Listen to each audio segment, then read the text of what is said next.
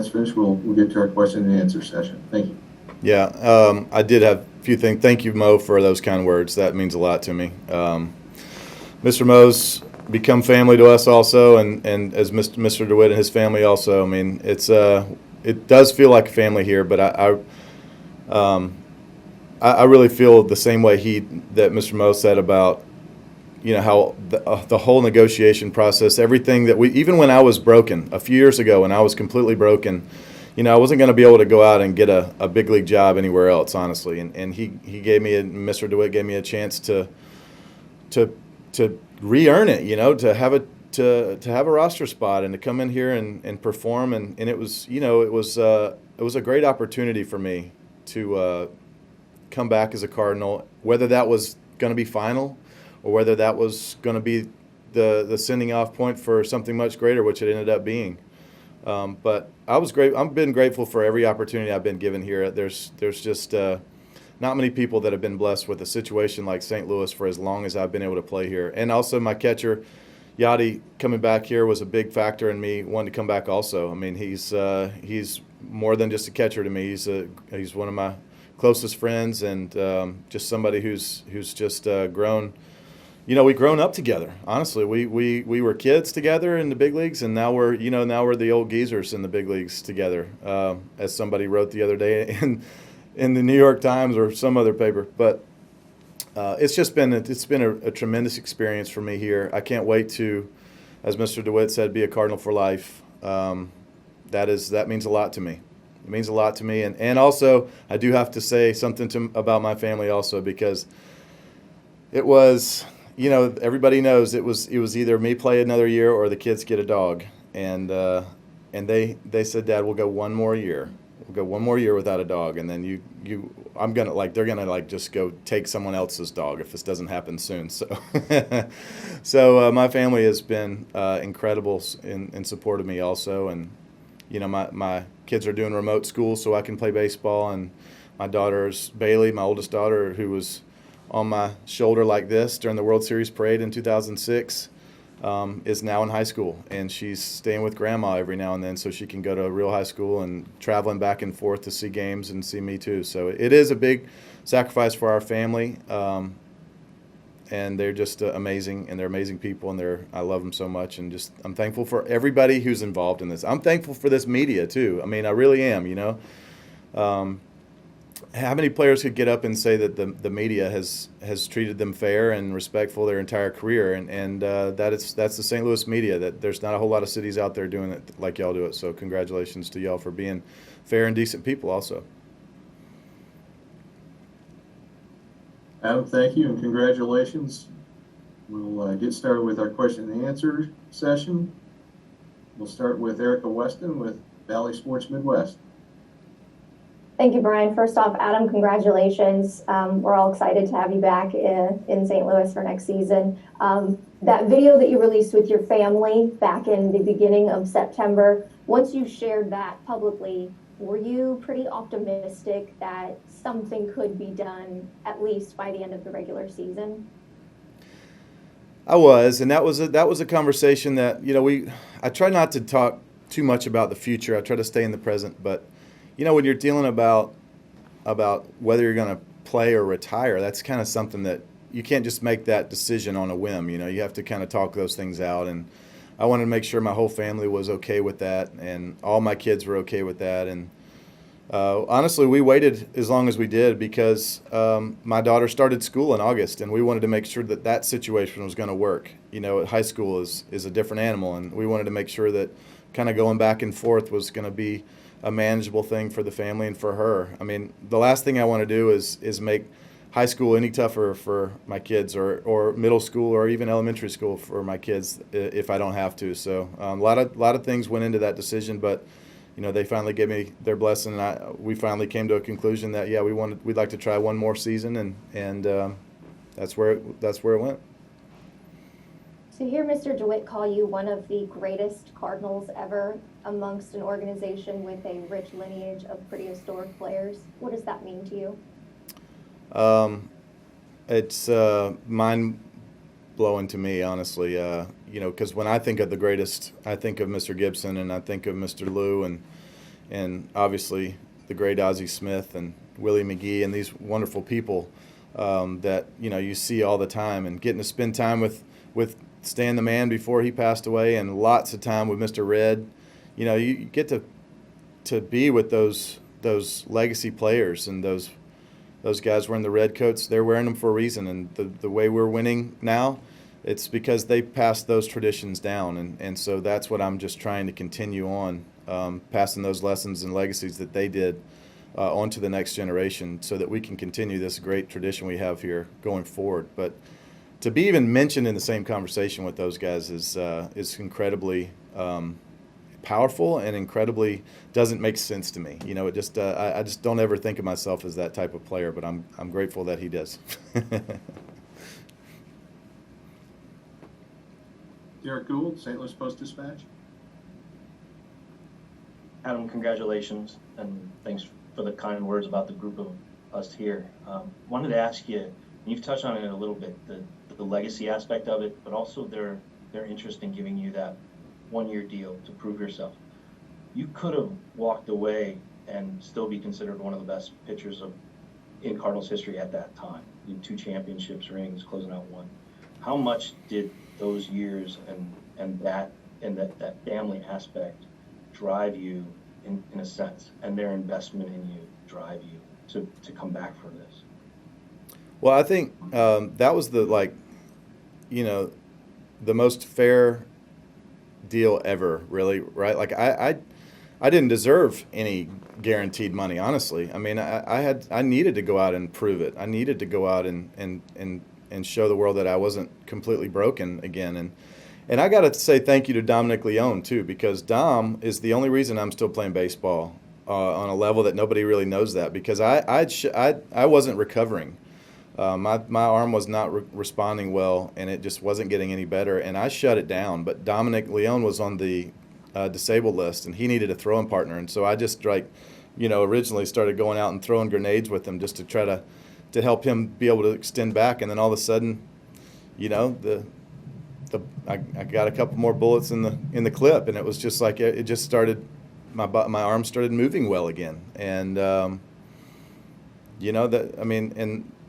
there's so many people, right, that I have to look back on and thank. The training staff here with Adam Olson and Chris Conroy and Jeremy Clipperton, incredible, so giving of their time, and really more than that, Thomas Knox, our rehab coordinator, he nursed me back to health, as Adam Olson did several times through my career. But I really want to say thanks to a guy named Jason Shutt, who's the head of player performance, I think, for us. And Jason spends, a fair amount of his time every day making sure that my every single day routine, in season and off season, is regimented and has a plan and a purpose. And that kind of plan and purpose kept me really motivated and not going out.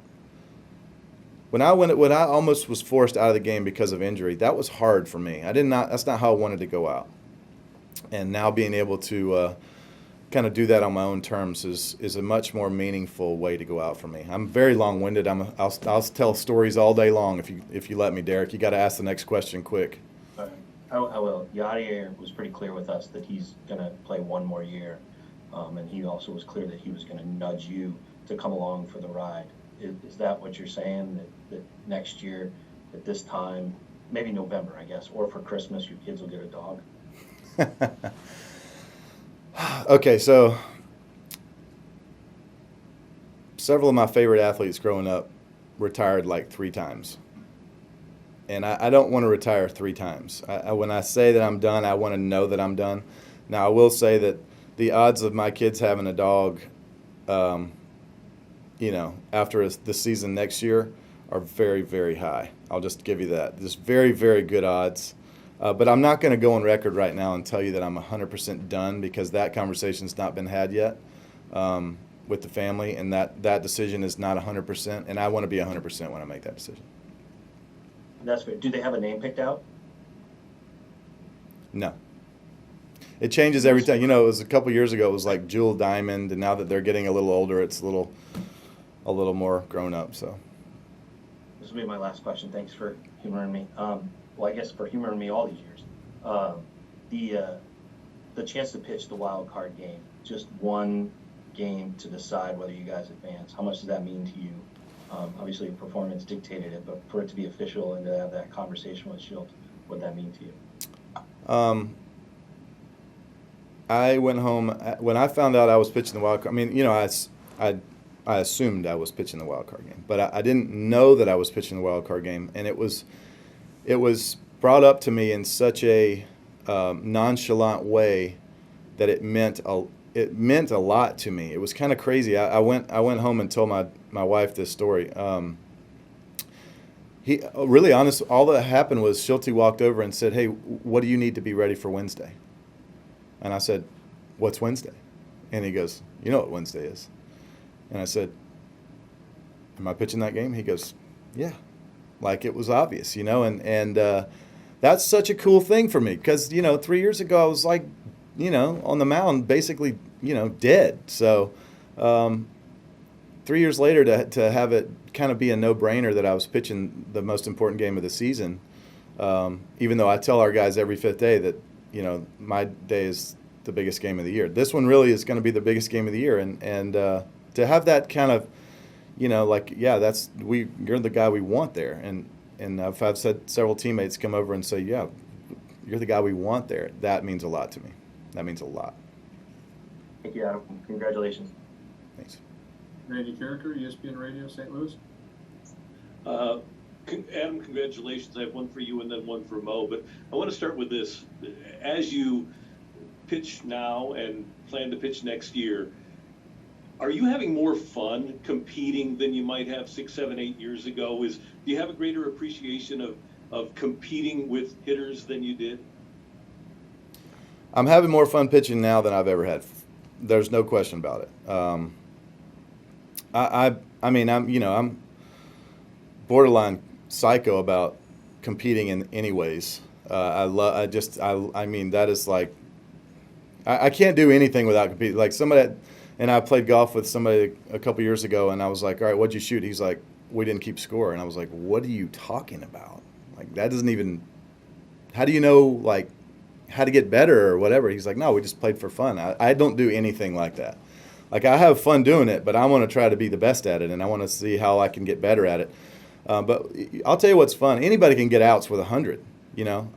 I mean, sure, I could go out and pitch the 100-mile-an-hour fastball tomorrow and get lots of outs, but, you know, you try doing it at 80, 89. That's fun, man. You got to do things a little different. You got to sink it and cut it and keep guys on their toes. And the other day, Kisner was catching me, and he called something that I would never do. And I was like, but they'll never expect that. That's brilliant. Like, I've never done that. And I did it, and it worked. It was crazy, you know. So I'm having those kinds of thoughts on the mound are really driving me, you know. Like, I know I got him out this way, and this way the first 3 times, and this fourth way, he has no idea what's coming because I could flood him with this, or this. I mean, I love that, man. The pitch mix is really in the sequencing. I've fallen in love with sequencing and how do you get to the strike 3 or how do you get to that ground ball you want and setting him up for that final pitch. That's really fun to me. And then Mo, one more, Randy.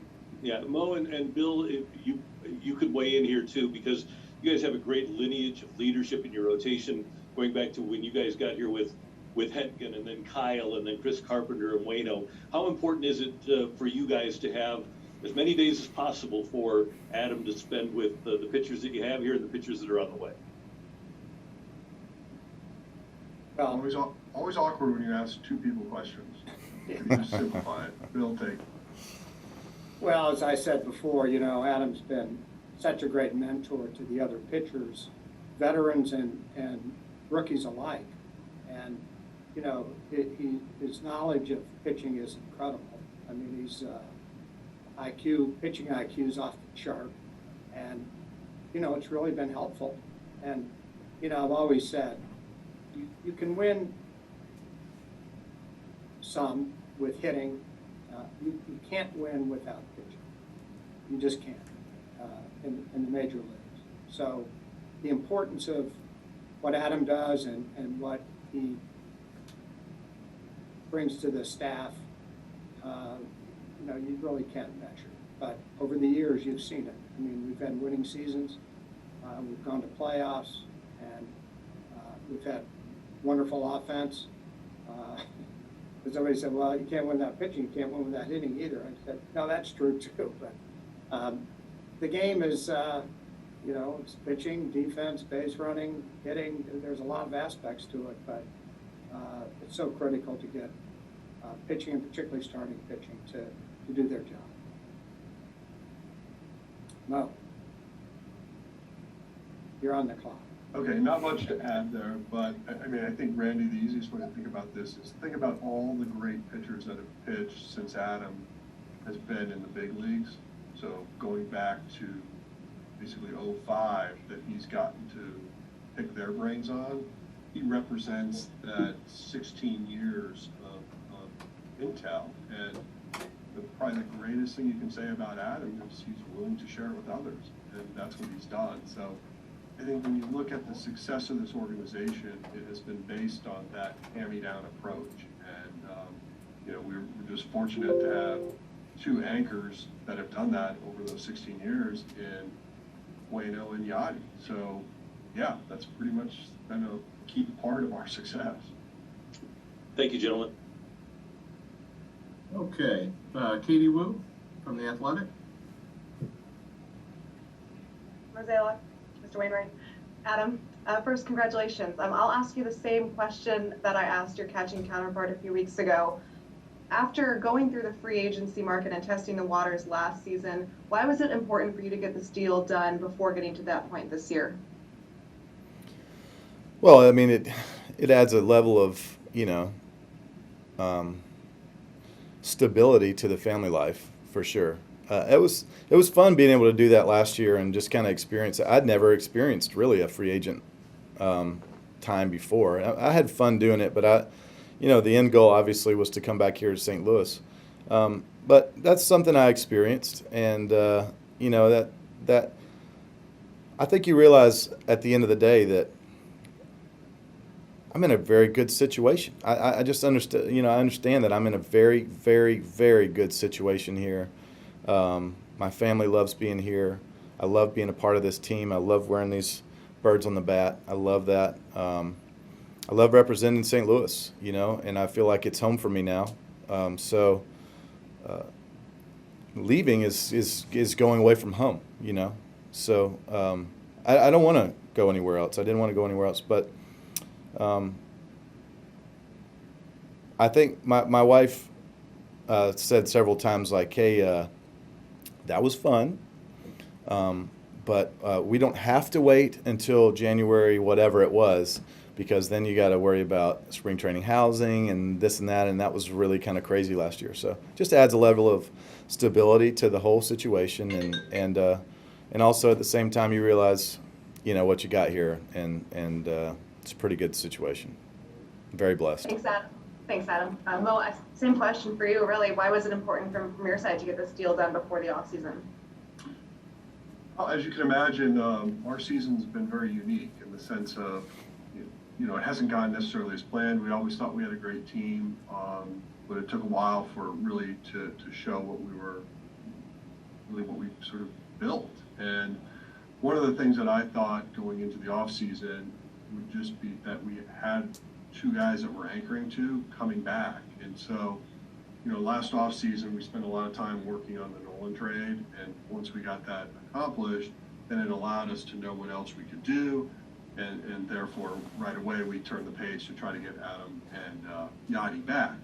So if we can avoid those sort of last minute rushing decisions before spring training, I thought it would be very beneficial to us. And again, when you realize what these guys have meant to the organization, it just made sense. And so I think everybody that was involved in this process would agree. It felt right, and we're all glad it was done and done in a professional manner. Thank you both. Zach Silver, MLB.com. Hey Adam, congratulations. I was going to ask you another question that I asked Yadier when he signed his deal, but how meaningful is it for you to do this together, to, obviously you're going to keep options open, but to do at least his last year with him, how meaningful is that going to be to you? And to go on this tour where he's looking to get booed everywhere, how much excited are you to do that with him? Yeah, I can't remember who. It might have been Larry Walker or somebody said, if you've getting booed in other visiting parks, you've done it right for a long time. You've had some big moments, and Yadi gets booed everywhere because Yadi's had huge hits everywhere we go that beat him. And he's got those moments. So that's like one of the greatest compliments you can get when you get booed at a visiting park. That's a great feeling. Until you're walking down the street the next day in the city and you don't really know what's about to happen. But like I said, I'm almost certainly going to ride off with him, but I'm not formally saying that. But I'm so excited to play another year with Yadi because he's a first ballot Hall of Famer. He's a legendary player. He's a once in a generation type talent at catcher, and he's just a special person and a special teammate. So, I mean, I always tell people one of the things that when I look back on my career, one of the things I'll be the most excited to tell people about is that I got to play catch with Yadi every fifth day. Mo, I have one quick question for you. To hear Adam talk about just the stuff that he went through with his injuries, and just from knowing him as a person, knowing him throughout his career, how much joy have you had watching him operate these past few years, seeing the competitive nature that he's had and just the ability that he's had to make him and bring him to this level that he's at right now? Well, needless to say, I'm not surprised. He's just one of those people that is extremely committed. He stays present. He knows how to do that as well as anyone. And, he mentioned the team that helped get him back. He mentioned Adam Olson and his staff, Jason Schott, Thomas Knox. And, I think you also have to throw in Dr. Paletta. I mean, these are people that we all kind of think that we're the ones doing it, but it does take a village. And I think in Adam's case, it's someone that's remarkable because he has stayed in-house. He has used our team, and I would think, not speaking for him, but he truly believes that this group is part of his success. And so, to end this, I'm not surprised at all. And I've learned a long time ago, never bet against the man. That was a big miss from me not mentioning Dr. Paletta. I'm glad you did that, Mr. Mo, because he's performed, I don't know, 3 or 4 or 5 surgeries on me minimum. So definitely would not be here without Doc. Ben Fredericton, St. Louis Post-Dispatch.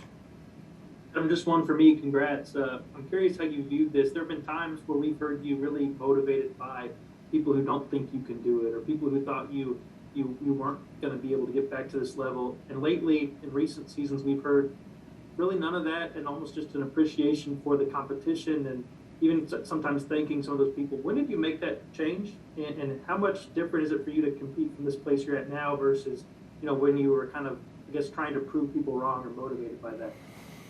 Don't get me wrong. I've been real thankful of lots of people, but I still carry those chips on my shoulder at all times because, and even if they're not thinking it, I've created that. I think I've told you all that over the years. Right now, in my mind, people are going, okay, he did it once, but he can't do it again, right? He won't beat whatever team he's going to pitch against in this wild card. He's too old to do that. It's too big a moment. He won't do this again next year. And in my mind, I'm just trying to build off what we did this year. This was another starting point where we can get better next year. That's where I'm at in my mind. Oh, they think that was crazy. Wait till they see what I do next. That's what I'm trying to accomplish. And so, what a great way, to motivate yourself. Than to not be satisfied where you are, than to realize, yeah, that was decent, that was cool, but I could still do this, and this better, and I'm going to plan on doing that next year. That's a fun thing for me to think about. Like, all right, we did this was great. What can we do better? How can I get better? How can I be the next level of performers for this team that needs me? So I still carry those chips no matter if they should be there or not. I've placed them there. And people think I stink. That's what I'm going with for the remainder of my career. Okay, Jeff Jones, Belleville News Democrat. Adam, I don't want to ruin the day with math, but the week you closed out the 2006 World Series, Dylan Carlson turned 8 years old, and we were talking to him on Zoom yesterday. and he said to us, "That's our guy." We were asking about you starting the wild card game, and that's what he said is, "That's our guy." What does it mean to you to have had that experience across generations of players and to be our guy for a player like Dylan just at the start of his career? Yeah, that means a lot. That does. I mean, he was like, what, 2 when I was in pro ball. It's a crazy thought. But Yadi and I were sitting on the bench next to each other the other day, and I looked at him, and there was like a low 20s fan behind us, and they were cheering us on or whatever, and they had a Yadi Waino poster. And I said, you know what's crazy, Yadi? That person doesn't have any memories of Cardinal baseball without us being on the team. That is a powerful thing to think about. I mean, that's a crazy thing to think about, and it's so neat that we have been able to have that place in people's memories for here in St. Louis for that long. It really is a special thing, one that I don't take for granted at all, and I know Yadi doesn't either. But you have your young players looking at the old player going, all right, it's cool. Teach me, tell me how you're doing it. I want to be, even I talked to some young pitchers from the Brewers the other day, and they were like, man, you're 40. How are you still getting outs? I don't feel very good, and I'm 20-something, and I didn't give them all the secrets, by the way. I didn't give them all the secrets. But it is a cool acknowledgement, and one that I don't deserve at all. The blessings that I keep getting bestowed on me. I don't deserve any of it. I'm so thankful for all of it. Benjamin Hockman, St. Louis Post-Dispatch. Hey Adam, congrats. You said that you're having the most fun of your career. Do you sense that Yadier Molina is having the most fun of his career as well? He seems like it. He's, I mean, I don't even understand how he's still walking around. He gets the face shot and the shoulder ball on the wrist shot and off the top of the foot and off the toes and off the ankle and off the elbow every day. And it's like he needs it almost. Like it makes him feel normal to get those bruises. I just don't even know what, his body, how strong it must be to be able to do that. But he is always, I mean, when I see him, we're always laughing and carrying on. But the guy's just he knows how to speak into his players and to his pitchers and how to get the most out of his players better now than I've ever seen him. He understands what the pitcher's going through and how to go out there and talk to him. Whether it's got to be forceful or it's got to be a little love. He understands that better than I've ever seen him do it before, and it's really cool to see. Thanks. Rob Brains. Hey, Adam, and my congratulations, too. Just a housekeeping question. Are you going to try to throw this weekend to get ready for Wednesday in a tune-up role, or just kind of work in the bullpen? Do you have a plan for that yet? The plan is I'm going to get off the mound twice in bigger bullpens. We've gone on a couple. I've got a couple of starts this year on a week rest, so it won't be completely new to me. And at this point in the season, another extra day or two is not a bad thing. It isn't. And this will get me ready if I need to pitch on every 3 or 4 days rest the whole rest of the year. I can. And this is a good time for me to lock everything in. I'm able to get an extra workout in here. I'm able to get an extra bullpen in, and there's some things I want to work on the mound, honestly, that I need to get a couple of kinks out. So this is a good time for me to get a couple of bullpen sessions in. It's a good time for me to get a couple of workouts in that I wouldn't have been able to get in. So this is a good time for me. Okay, we'll let Adam get on with his day. If others would like to stay on, Mo and Mr. DeWitt will be here for additional questions, but we'll let Adam get on with his day. And congratulations, Waino. Thank you, guys. Thank you for the time. Thank you, Mr. DeWitt. Thank you, Mr. Mo. Thanks, Adam.